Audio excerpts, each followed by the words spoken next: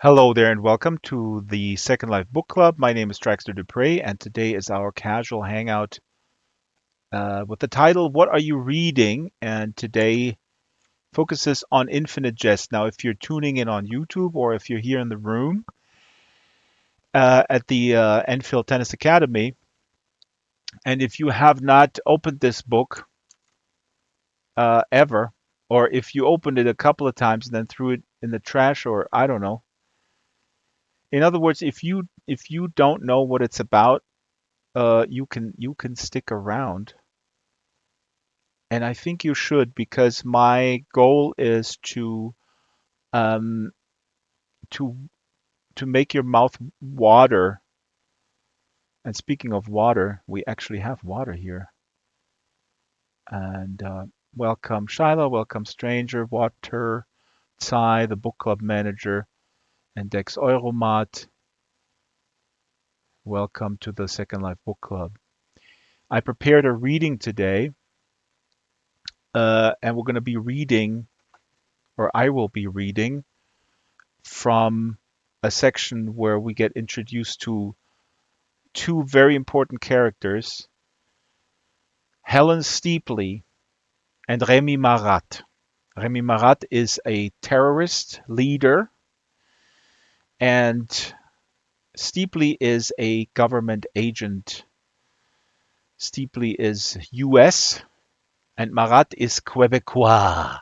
And I'm gonna butcher some Canadian French for sure. All right. So, welcome everyone and welcome on YouTube. I'm going to toggle between to see if there's questions and concerns and ideas. And first, maybe I'll ask the room where they're at. But before that, here is fan art from Infinite Jensen, a guy I found on DeviantArt. This is an anecdote that is told in Infinite Jest, where an older fish swims along and he meets these young fish and he says, "Morning, boys, how's the water?" And the young fish says, "What the hell is water?" So you can ponder that a little bit later. Infinite Jest is a novel that is 981 pages long in the English original. Came out in 1996, written by David Foster Wallace, an American writer, and 981 pages. The Polish translation is probably 15 or 16,000 pages. The German translation is 1,500. It's huge, and I tell everyone, not only does this book rewire your brain in many, many very good ways, it also will want you to read it again right after you finish. There is, I will wire you 100 US dollars if you don't have the urge to immediately when you finish it turn back to page one. Uh, if you're mentally healthy, if you are a rigorous thinker who wants to explore things to their depth, if you're not content with superficial entertainment and I don't know, formulaic garbage, then when you're on page 981 and you finish it, you will want to go back to page one. And the best YouTube video on Infinite Jest is a woman from Uruguay, and she filmed herself because she knew 20 pages before the end that it was not going to end the way she thought it was, but she was completely immersed, and she said, "This is amazing. It's a completely different direction." And so I'm going to film myself as a reaction, as one does in the age of the spectacle and the sharing on YouTube's. Of course, you go like, I got to film myself, so I got to document. But in that case, actually, it was kind of cool because it was really when she filmed herself looking at the camera, going like, "What the heck?" and then turning back to page one. This is exactly how I felt.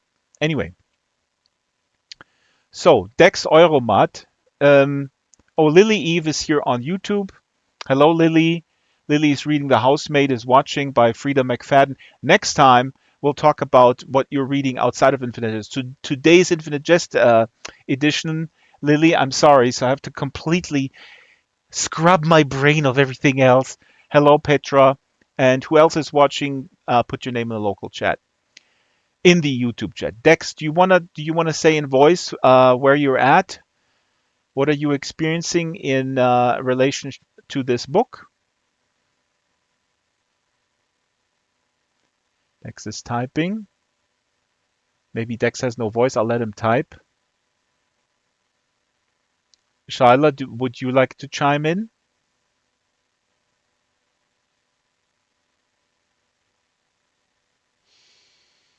Okay. Anybody else? Stranger?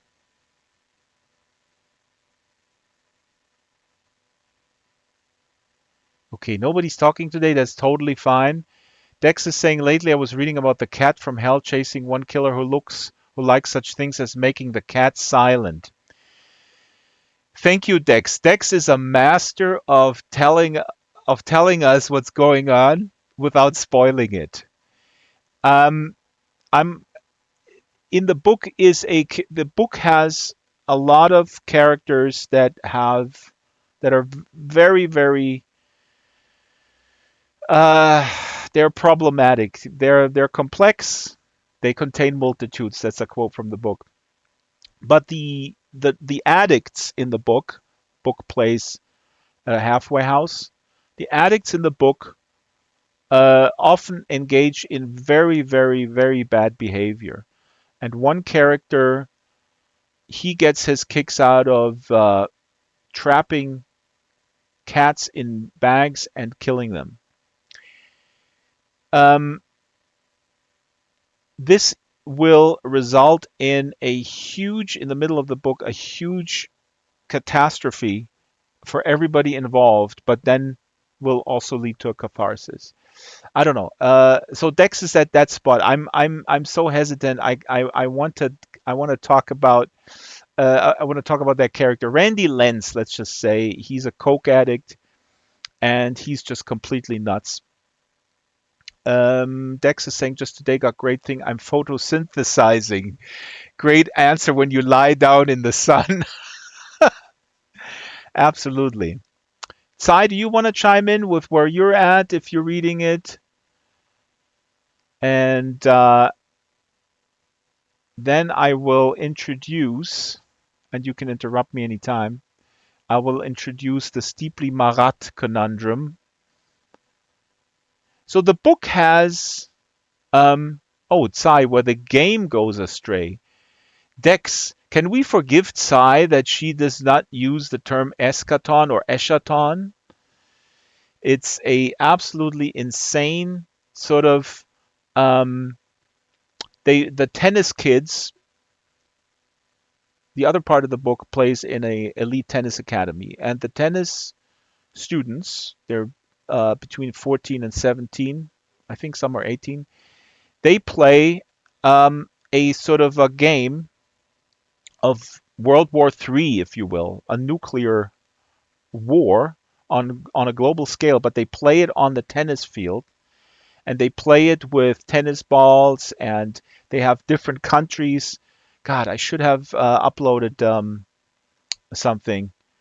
Um, this is just an amazing dynamic description. And actually, this image here in the TV, this is Ann Kittenplan getting bunked in the head by a tennis ball, which is not allowed in the game. So the game Eschaton is basically it's kind of like a board game, a strategy game, but it's with the actual people spread out on the tennis court with like shirts and jerseys representing certain countries.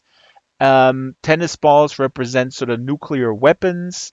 So like a bucket of a bunch of balls means like you have X amount of nuclear weapons at your disposal, and then they discuss things. Oh, I'm gonna, I'm nuking these guys, or I have allegiances with these other guys, and then it moves on. And at one point in this particular game, one of the players gets kind of exacerbated and throws a tennis ball, and this is from a music video actually by the Decemberists.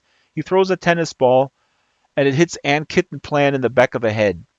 And then Ann Kittenplan freaks out, and then a total brawl breaks out. And these are the 14-year-olds. They're supervised by the 17-year-olds. And the 17-year-olds will get into a lot of trouble because they didn't supervise the 14-year-olds. And this whole brawl breaks out. And at the very end, and this is the all hell breaks loose exactly. And then the best thing, exactly, Sigh. There's actually a lot of names in Infinite Jest where I think like these should be Second Life names. Um, and at the end of the Eschaton game, and now I'm spoiling it, Sigh, plug your ears, uh, or maybe you'll forget it right after. Um, a little kid gets, because there's also a computer involved, an old computer on a movable table, and the little kid runs away. God, now I forgot the name of the kid, the 14-year-old, and he falls, and his head gets stuck in the monitor. His head gets stuck in the monitor, and he has to go to the doctor. So this is also, just as an aside, what I love about it's actually an old computer from our vantage point. I mean, this is how I envision it. The book is set in the future, but it was written in 96. So technically, the book is in our past. Yeah, you shit you. Exactly, Tsai. Thank you. Now read this slowly. You shit you. You shit you. The 2007 you shit you. I don't think it's the you shit you actually, because that is a different type of device. But in this future of Infinite Jest, each year is sponsored by a corporation. So today I'm actually going to be reading from a chapter that is called Year of the Depend Adult Undergarment.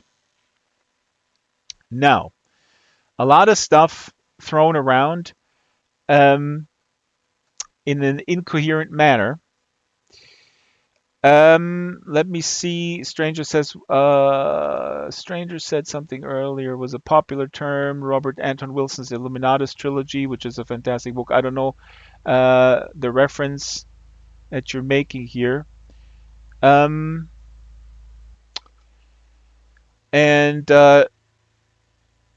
now let me now introduce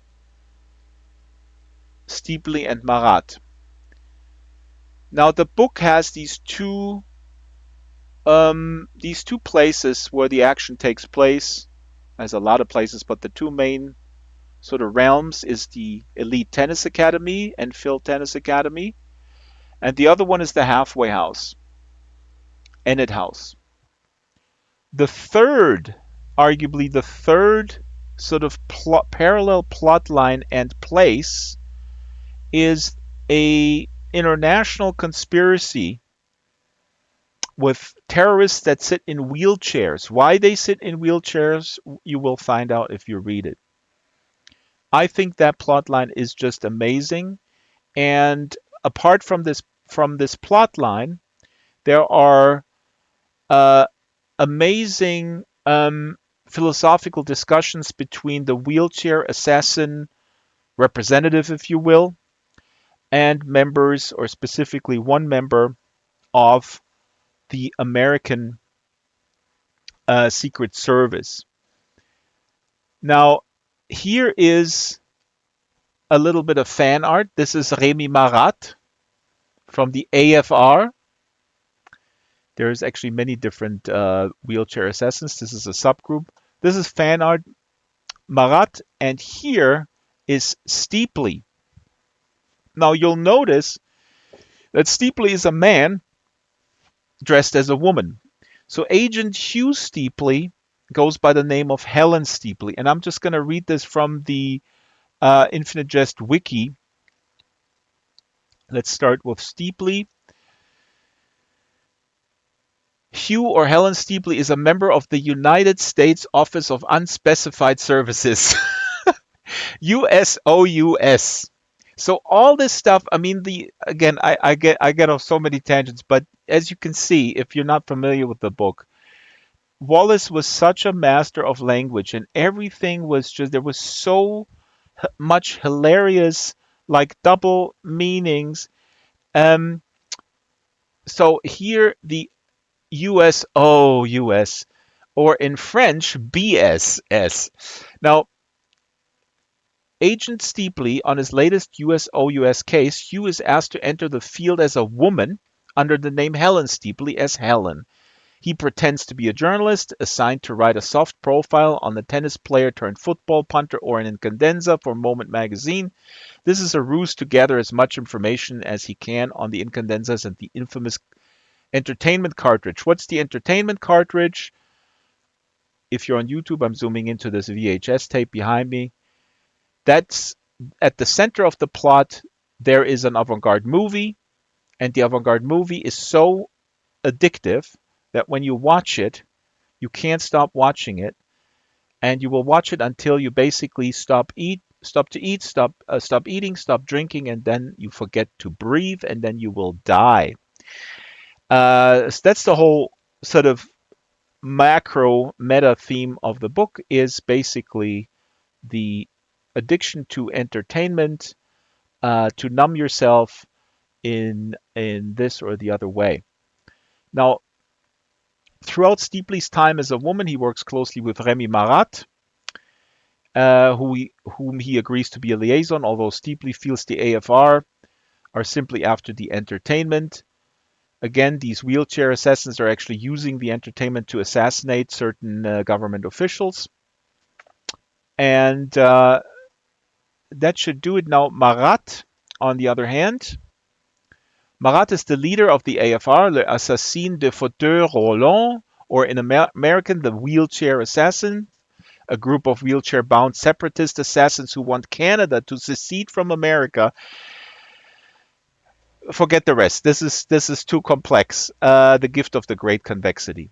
Um, Now, and here it also describes a little bit why they're sitting in wheelchairs. But um, the to jump to the end here, um, this talks a little bit about the philosophical discussions that Marat and Steeply have in regards to the entertainment, because the big discussion is free will um, versus determinism. Now, why should people, if they know that this entertainment is so bad for them, this is Marat's point, why are they putting it into the machine and watch it, right? Again, this book was written in 1990 in the 90s. It came out in 1996, and it's incredibly current when you talk about you know uh, any type of media basically colonizing our minds. Um,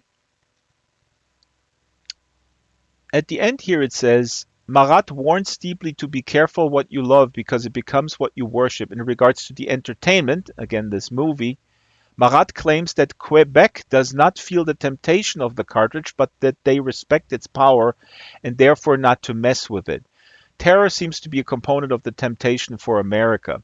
So this is this big, Wallace, the author, uses this to critique America's imperialist nature, but the Quebecois, terrorists, frankly, they're not all good guys. But the interesting discussion here is, again, um, can you use something that is very very yummy, but also can be used to kill your opponents?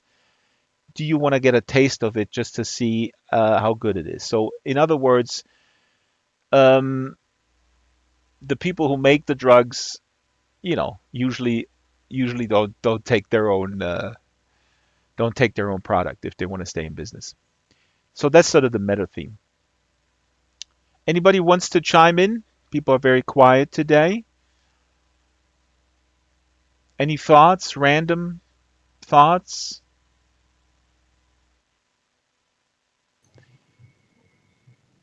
I, And I like this section. I think I know from your description what you're reading, and this is hilarious. well, there are many, many discussions between Marat and Steeply, and they're very, very they're highly philosophical, and one is also where Steeply talks about his father's obsession with MASH, the TV show, which is hilarious. Hilarious. So again, the big theme is addiction, and this section with MASH is hilarious. But Shyla, you know what I'm reading? I'm reading the first encounter for us as readers early on in the book with these two characters because it's a great example of how Wallace is just able to write something that just jumps off the page and these characters come to life. These quirky, crazy characters immediately. And then later, maybe at another point, we can read, or maybe Dex wants to read, or somebody wants to read one of the more sort of involved, really philosophical discussions about free will and where they really challenge each other on those points. And again, actually, let me zoom in here for the YouTube folks. Here on the side, this is also fan art. This is Steeply and Marat here where they always meet overlooking Tucson. And Shyla, you had that big question about like, how does Marat with his wheelchair get up to this, get up on the mountain here? And I'm happy to, Well, I have it as a question, but I like that he doesn't really worry about it. It's just a given that a person in a right. wheelchair can get out on a cliff, and I love that about the wheelchair assassins. They end up in all kinds of spots. I But also think this is interesting. I want to say this because I'm one thing that really puts me off with books sometimes. They may be really cool conceptually. Sci-fi very often is very cool conceptually, but then the writing is kind of poor.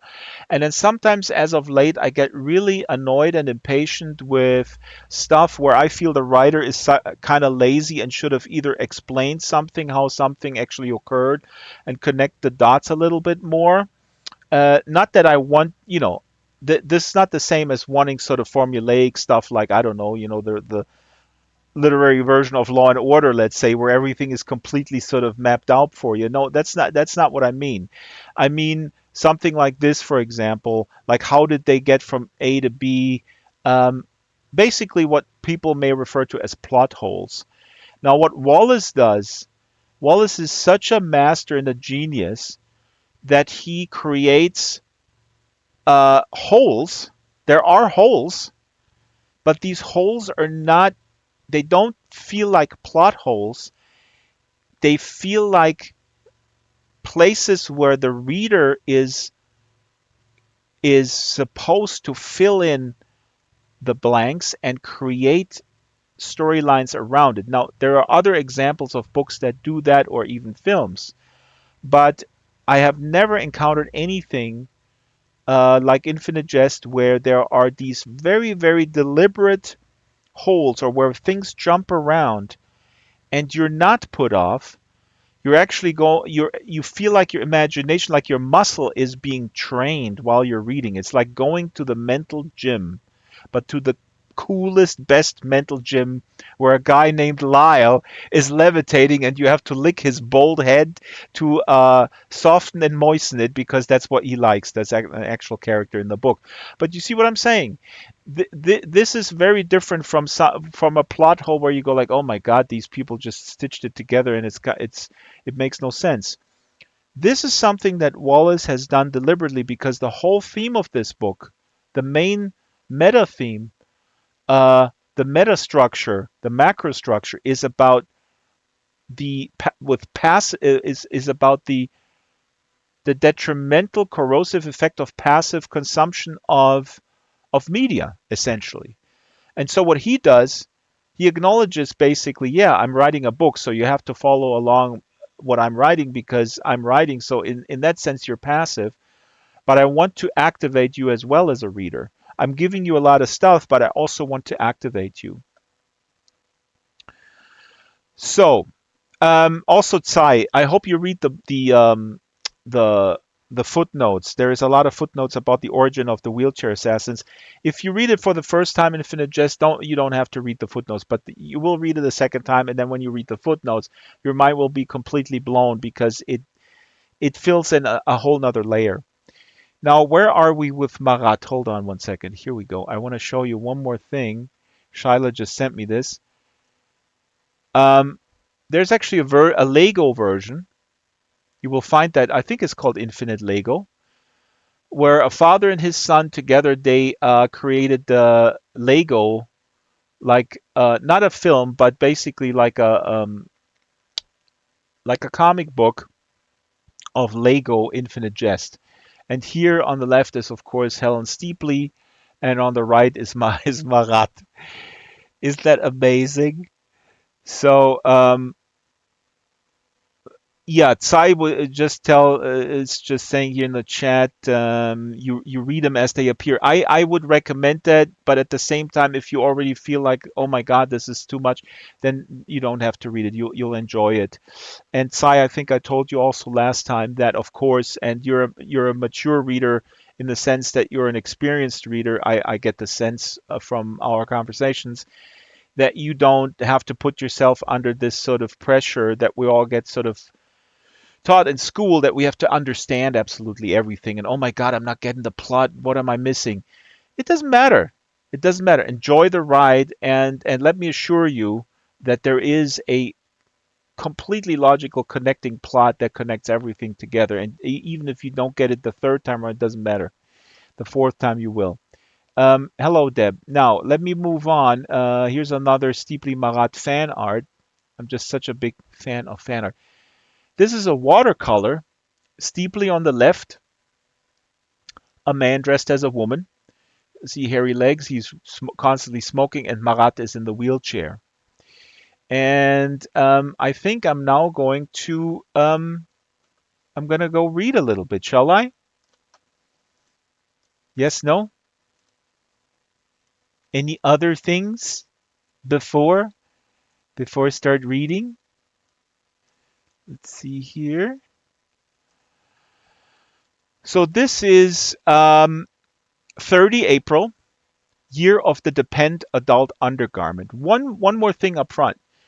What already has happened, Dex alluded to it. An official from an Arabic country, I forgot which one, the medical attaché, was murdered with the entertainment device, with the video. He was sent a video.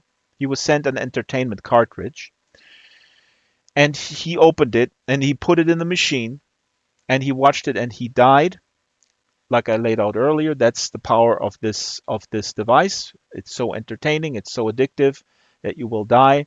And then I believe Dex seems to be the expert now.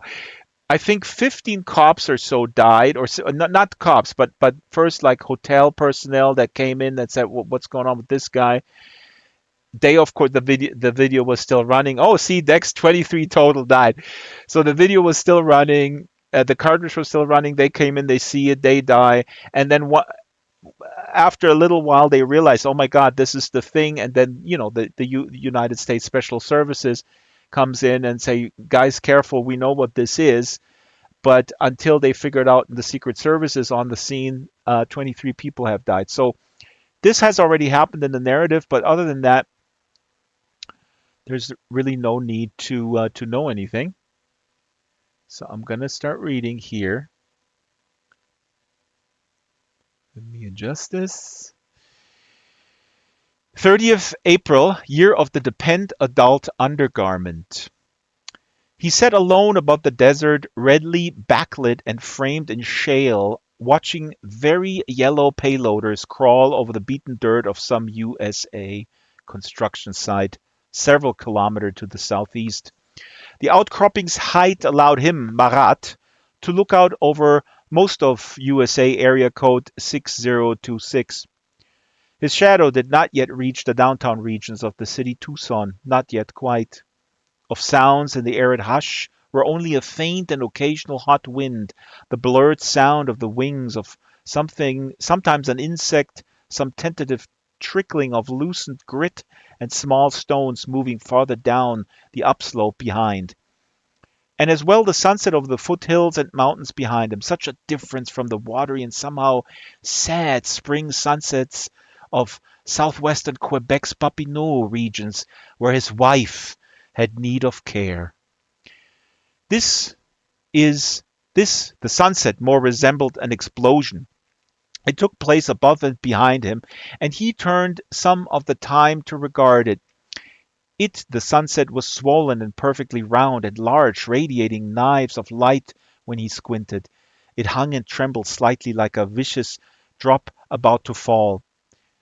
It hung just above the peaks of the Tortolita foothills behind him, Marat, and slowly was sinking.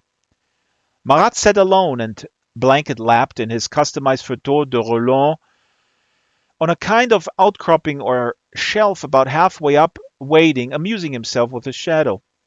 As the lowering light from behind came at an angle more and more acute, Goethe's well-known Brückengespenst phenomenon enlarged and distended his seated shadow far out overland so that the spokes of the chair's rear wheels cast over two whole counties below gigantic asterisk shadows whose fine black radial lines he could cause to move by playing slightly with the wheel's rubber rims, and his head's shadow brought to much of the suburb West Tucson a premature dusk. He appeared to remain concentrated on his huge shadow play as gravel, and then also breath, sounded from the steep hillside back above him, grit and dirty stones cascading onto the outcropping and gushing past his chair and off the front lip, and then the unmistakable yelp of an individual's impact with a cactus somewhere up behind.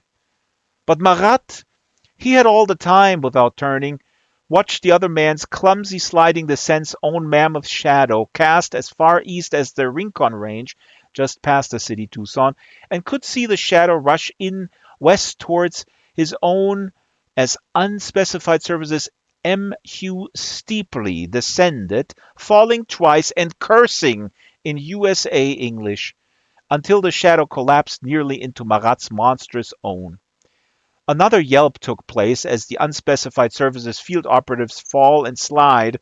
The last several meters carried him upon his bottom down onto the outcropping and then nearly all the way out and off it, Marat having to release the machine pistol under his blanket to grab Steeply's bare arm and halt the sliding. Steeply's skirt was pulled obscenely up and his hosiery full of runs and stubs of thorns. The operative sat at Marat's feet, glowing redly in the backlight, legs hanging over the shelf's edge, breathing with difficulty. Marat smiled and released the operative's arm. "Stealth becomes you," he said. "Go shit in your chapeau," Steeply wheezed, bring up his legs to survey the hosiery's damage. They spoke for the most part USA English when they met like this, covertly, in the field. M. Fortier had wished Marat to require that they interface always in Quebecois French, as for a small symbolic concession to the AFR on the part of the Office of Unspecified Services, which the Quebecois separatist left referred to always as BSS, the Bureau de Service Sans Spécificité. Marat watched a column of shadows spread again out east over the desert's floor as Steeply got a hand under himself and rose, a huge and well-fed figure tottering on heels. The two men sent together a strange Brückengespenst shadow out toward the city Tucson, a shadow round and radial at the base and jagged at the top, from Steeply's wig becoming uncombed in his descent. Steeply's gigantic prosthetic breasts pointed in wildly different directions now, one nearly at the empty sky.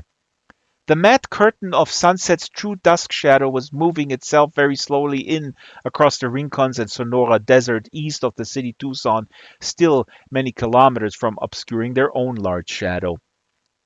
But once Marat had committed not just to pretend to betray his Assassin de Fauteuil Roulant, in order to secure advanced medical care for the medical needs of his wife. But to in truth do this, betray, perfidiously, now pretending only to M. Fortier and his AFR superiors that he was merely pretending to feed some betraying information to BSS. Once this decision, Marat was without all power, served now at the pleasure of the power of Steepley and the BSS of Hugh Steepley. And now they spoke mostly the USA English of Steepley's preference. In fact, Steepley's Quebecois was better than Marat's English, but c'est la guerre, as one says. Marat sniffed slightly. Thus so, we now are both here? He wore a windbreaker and did not perspire. Steepley's eyes were luridly made up. The rear area of his dress was dirty. Some of his makeup had started to run. He was forming a type of salute to shade his eyes and looking upward behind them at what remained of the explosive and trembling sun. How in God's name did you get up here? Marat slowly shrugged. As usual, he appeared to Steepley as if he were half asleep. He ignored the question and said, only shrugging, My time is finite. Steepley had also with him a woman's handbag or purse. And the wife? He said, gazing upward as yet. How's the wife doing? Holding her own weight, thank you, Marat said. His tone of his voice betrayed nothing. And so thus, what is it your officers believe they wish to know? Steepley tottered on a leg as he removed one shoe and poured it from it grit. Nothing terribly surprising. A bit of razzle-dazzle. Up northeast in your so-called ops area, certainly you heard? Marat sniffed. A large odor of inexpensive and high-alcohol perfume came not from Steepley's person, but from his handbag, which failed to complement his shoes.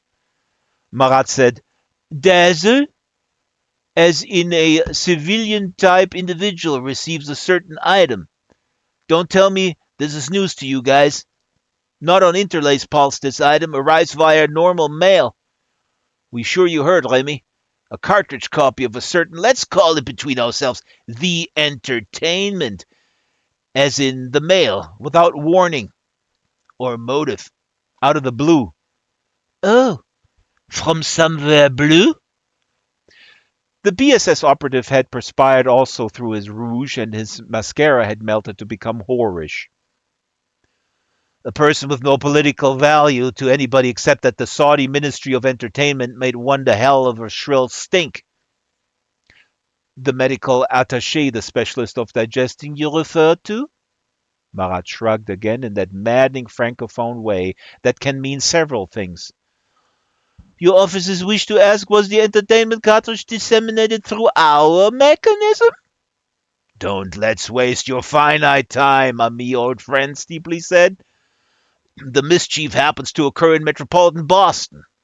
Postal codes route the package to the desert southwest, and we know your dissemination scheme's routing mechanism is proposed for somewhere between Phoenix and the border down here. Steepley had worked hard at feminizing his expressions and gesturing. It would be a bit starry-eyed of OUS not to think of your distinguished cell, no? Beneath Marat's windbreaker was a sports shirt, whose breast pocket was filled with many pens. He said, Us? We don't have the information on even the casualties. From this blue dazzle you speak of? Steepley was trying to extract something stubborn from inside his other shoe. Upwards of 20, Remy. Out of commission altogether. The attaché, his wife, the wife a Saudi citizen. 4 more raggers, all with embassy cards. Couple neighbors or something.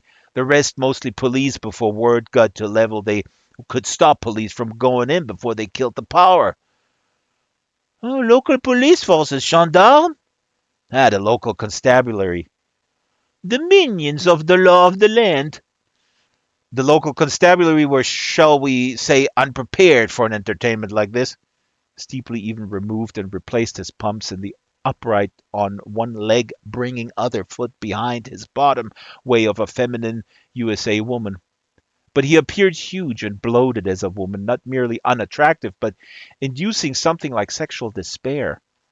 He said, "The attaché had diplomatic status, Remy. Mid-East, Saudi, said to be close to minor members of the royal family." Marat sniffed hard as if congested of the nose. Puzzling, he said. "But also a compatriot of yours. Canadian citizenship, born in Ottawa, to Arab emigres, visa lists a resident in Montreal. And services without specificity wishes maybe to ask where there below the surface connections that make the individual not as such a civilian unconnected? To ask of us, would the AFR wish to make of him the example?" Steepley was now removing dirt from his bottom, swatting himself on the bottom. He stood more or less directly over Marat. Marat sniffed. "We have neither digestive medicals nor diplomatic entourage on any list for action. You have personally seen AFR's initial list? No, in particular Montreal civilians, we have, as one will say, larger seafood to cook." Steepley was now looking out over the desert and city also as he swatted at himself. He seemed to have noticed the Gespenst phenomenon of his own shadow. Marat, for some reason, pretended again to sniff the nose. The wind was moderate and constant, and of about the temperature of a USA clothes dryer set on low. It made the shrill whistling sounds, also sounds of the blowing grit. Weeds of tumbling like enormous hairballs rolled often across the interstate highway of I-10 far below. Their specular perspective, the reddening light on vast tan stone and the oncoming curtain of dusk, the further elongation of their monstrous agnate shadows, all was almost mesmerizing. Neither man seemed able to look at anything but the vista below. Marat could simultaneously speak in English and think in French. The desert was the tawny color of the hide of the lion. Their speaking without looking at one another, facing both the same direction. This gave their conversing an air of careless intimacy, as of old friends at their cartridge viewer together or a long married couple. Marat thought this as he opened and closed his upheld hand, making over the city Tucson a huge and black blossom open itself and close itself, and Steepley raised his bare arms and held them out and crossed them, maybe as if signaling for distant aid.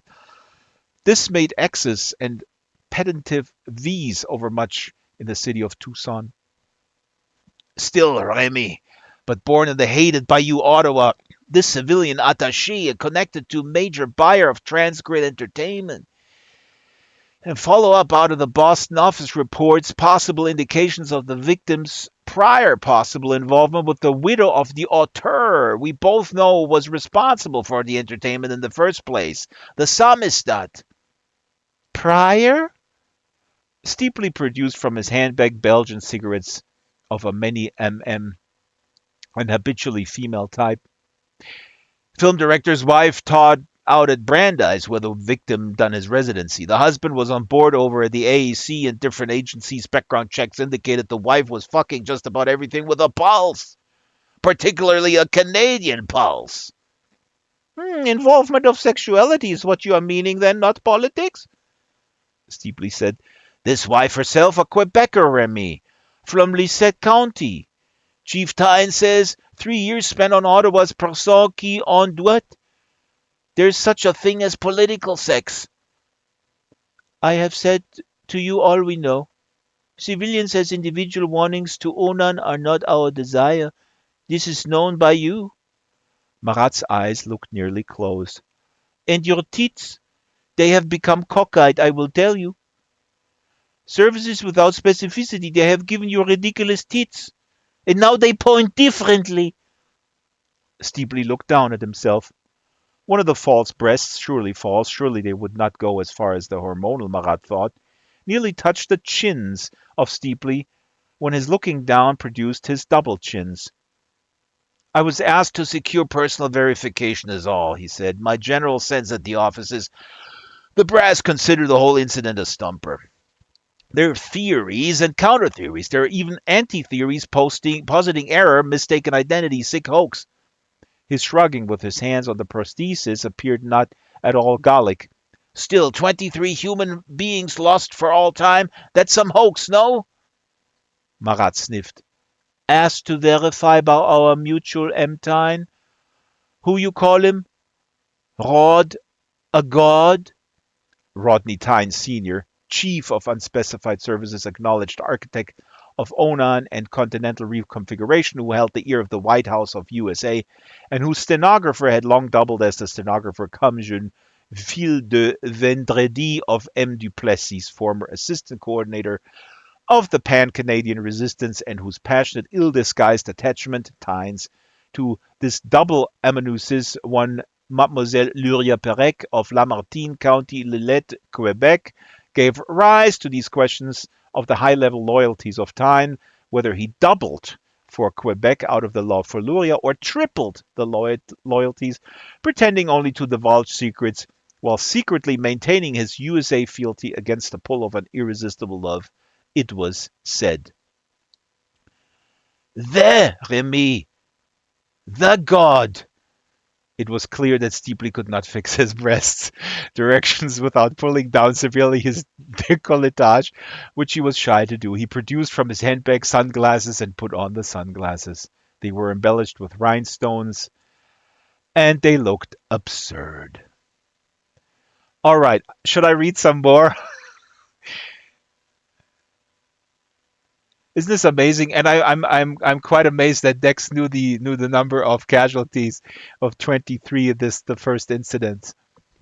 There's a few more pages in this of the discussion, and again, uh, as I set the scene earlier, this happened. The entertainment was deployed against, completely forgot there was a Saudi medical attaché who was killed. So that's what they're discussing. That's why they're meeting. But yes, a lot thrown in there. But I think you get the picture. It's just a perfect the humor, the it's hard not to read without laughing out loud. So Rod the god, and Marat said Rod a god, and then Steebley says no, the god, and that's Rodney Tyne is the chief of the unspecified services. So let me continue a couple of pages, and then comments and questions. And hello, Deborah. Oh, I already saw you earlier. So here we go. We're back in Tucson. Marat forced himself to say nothing of their appearance. Steeply tried with several matches to light a cigarette in the wind. The encroachment of true dusk began to erase his wig's chaotic shadow. Electric lights began to twinkle in the Rincon foothills east of the city. Steeply tried somewhat to cup his body around the match for shelter for the flame. It's a herd of feral hamsters, a major herd, thundering across the yellow plains of the southern reaches of the great concavity in what used to be Vermont, raising dust that forms a uremic-hued cloud with somatic shapes interpretable from as far away as Boston and Montreal. The herd is descended from two domestic hamsters set free by a Waterton, New York boy at the beginning of the imperialist migration in the subsidized year of the Whopper. The boy now attends college in Champaign, Illinois, and has forgotten that his hamsters were named Ward and June. The noise of the herd is tornadic, locomotival. The expression on the hamsters' whiskered faces is businesslike and implacable. It's that implacable herd expression. They thunder eastward across pedalferous terrain that today is fallow, denuded. To the east, dimmed by the volvulus cloud the hamsters send up, is the vivid, verdant, ragged outline of the annularly over-fertilized forests of what used to be central Maine. All these territories are now property of Canada. So quick aside, Wallace here throws in sort of the macro story of this environmental destruction of the great concavity, great convexity, where America just throws its garbage in there because the president, Johnny Gentle, wins the presidency by promising to everybody that there will be no more garbage. That's another big macro and micro theme of the book is garbage or things you want to get rid of about your personality on the small level about your identity, and on the big level, this environmental thing. So it's very current in that sense too. And there's some wacky like these feral hamsters, these gigantic hamsters. So that's this little bit of a sci-fi satiric part, and these gigantic throwing machines, catapults that throw the garbage into the concavity. With respect to a herd of this size, please exercise the sort of common sense that, come to think of it, would keep your thinking man out of the southwest concavity anyway. Feral hamsters are not pets, they mean business. Wide berth advised. Carry nothing even remotely vegetable-ish if in the path of a feral herd. If in path of such herd, move quickly and calmly in a direction perpendicular to their own. So this is just thrown in there. I just want to also a little bit meta. Sometimes it's unclear who narrates the book. So this aside is thrown in here while Marat and Steepley are sitting there. It's almost like there's a omniscient narrator, maybe some sort of ghost, who can see all this stuff happening at the same time, as if all times exist in parallel. So there's a lot of academic investigations into the nature of this of sort of the macro structure. I mean, this is one of the this is very much one of the biggest literary, most important literary offerings of the last 30 years. But I digress. Let's move on here. The heavy-tongued English of Steepley was even more difficult to understand with a cigarette in the mouth. He said, "And you'll of course report this little interface of you and me right back to Fortier." Marat shrugged. "Monsieur?" Steepley got it. He was a large and soft man, some type of brutal U.S. contact sport athlete now become fat. He appeared to Marat to look less like a woman than a twisted parody of womanhood. Electrolysis had caused patches of tiny red pimples along his jowls and upper lip. He also held his elbow out, the arm holding the match for lighting, which is how no woman lights a cigarette who is used to breasts, and keeps the lighting elbow in. Also steeply teetered ungracefully on his pump's heels on the stone's uneven surface. Excuse me, he never for a moment turned his back completely at Marat as he stood on the lip of the outcropping. And Marat had his chair's wheels clamps now locked down tight and a firm grip on the machine pistol's pebbled grip. Steepley's purse was small and glossy black, and the sunglasses he wore had womanly frames with small false jewels at the temples. Marat believed that something in Steepley enjoyed his grotesque appearance and craved the humiliation of the field disguises his BSS superiors requested of him. Steepley now looked at him in probability behind the dark glasses. "And also that I just right now asked you if you'd report it, and that you said bien sûr." Marat's laugh had this misfortune to sound false and over-hearty, whether or not sincere. He made a moustache of his finger, pretending for some reason to stifle a need to sneeze. "You verify this because why?" Steeply scratched under the hem of his blond wig with stupidly dangerously the thumb of his hand that held the cigarette. "Well, you're already tripling, Remy, aren't you? Or would it be quadrupling? We know Fortier and the AFR know that you're here with me right now." "But do my brothers on the wheels know that you are knowing this? That they have sent me to pretend I double?" Marat's sidearm, a Sterling UL 35 9mm machine pistol with a Magna port silencer, did not have a safety.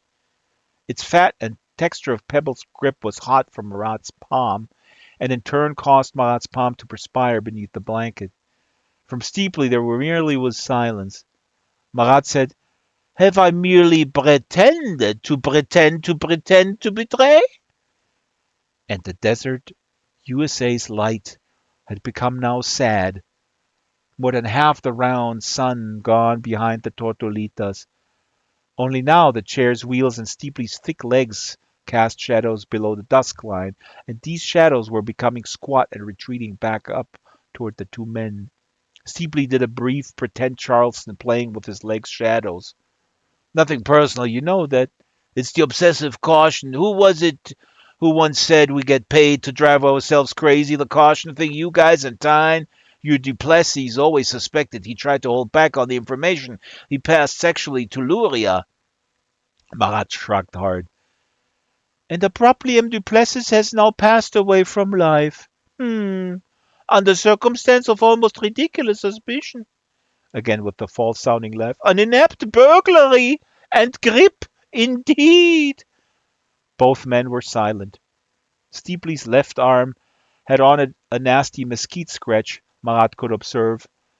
Marat finally glanced at his watch. Its dial illuminated in his body's shadow. Both men's shadows were now climbing the steep incline, returning up to them. Me, I think that we go about our affairs in a more simple manner than your BSS office. If M. Tyne's betrayal were incomplete, we of Quebec would be aware. Oops, because of Luria. Marat pretended to fuss with his blanket. But yes, the caution, Luria would be aware. Steeply stepped gingerly up to the edge and tossed out his cigarette stub. The wind caught the stub, and it soared slightly upward from his hand, moving east. Both men were silent until the butt fell and hit the dark mountainside off below them, a tiny bloom of orange. Their silence then became contemplative. Something tight in the air between them loosened. Marat no longer felt the sun on his skull. Dusk settled about them. Steeply had found his triceps scratch and twisted the flesh of his arm to examine it, his rouged lips rounded with concern. Yeah, and that's that. There you go. Marat and Steeply. It's incredible how much stuff I forget. Um, that the medical attaché was Saudi, that 23 people died in the first incident, and also they reference, of course, the Duplessis murder, which is tragic but also kind of hilarious. So, questions, concerns, ideas. We have a few minutes, and then I would encourage you, and maybe I should do this every week in closing, encourage you to create a space and a time to read. Whatever time you have available, nothing under 30 minutes, I would say. 30 minutes, I think, is a good low figure. And then you can go higher. But take a 30-minute, see when in your day do you have 30 minutes. Set that aside at the same time every day if you can. If not, you can do different times. But you put that into your calendar or your notebook. And that's when you put if you have a phone, you put it in phone jail. And you go to a room with no screens and you read. The only thing that's allowed in this room in terms of communication is a notepad and a pencil. That's I learned that from Chris Vio, who has a fantastic booktube channel called Leaf by Leaf, where he talks about like, yeah, some books you want to go to Wikipedia right away or you want to have contextual information, but that's not a good idea because you're gonna need a lot of resistance and willpower to not go down these rabbit holes. So much better plan of action is when you read this book or whatever book and you encounter something that you want to investigate more in depth, you take notes and then you go to the computer afterwards and then you look up these notes online.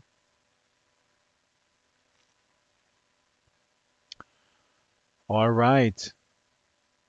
The intro music, by the way, is ambient music for Infinite Jest by the late author. You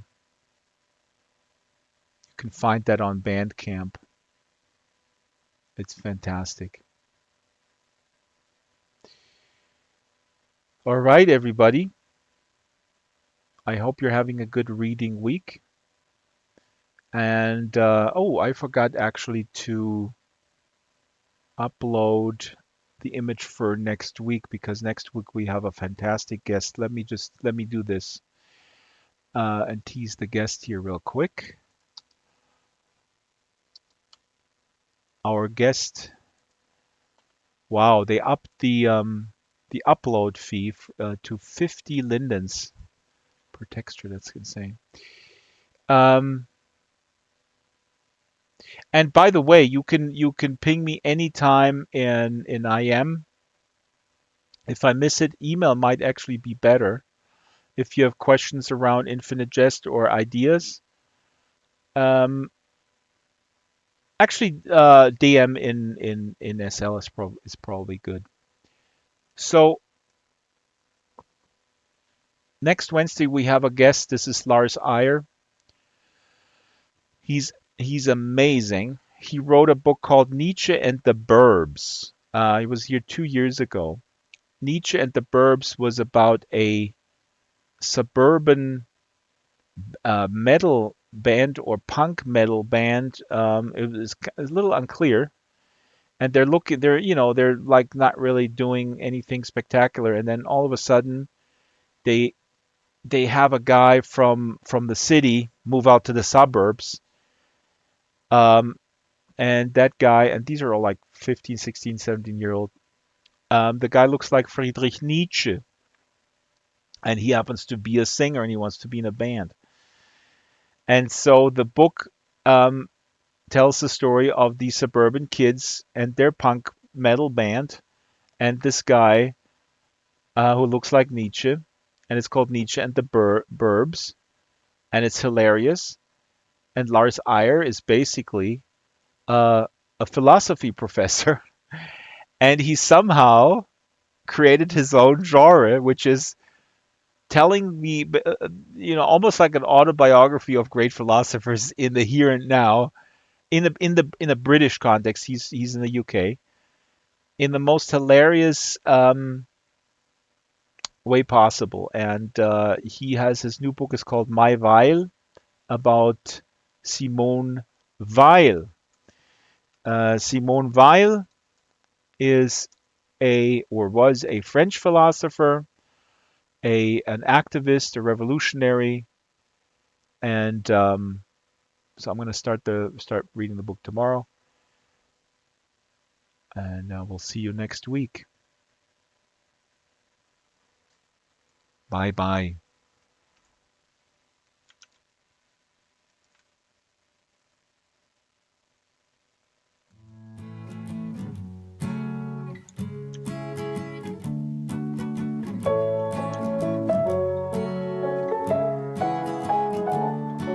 We're all thrown into it, one way or the other. We all try to steer it as straight as we can. Sometimes we collide with each other. Who is to blame and who's gonna fix the boat? Life, oh life, there's nothing to fear from your life. Let me know if I can be of any help. Life, you and I, let's try a fresh start today. What do you say? Let's close the door on the past.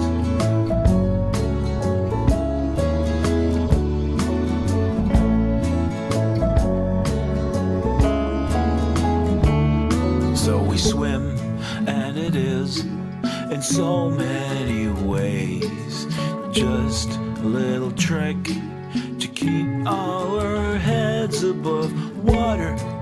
But now I'm not afraid anymore.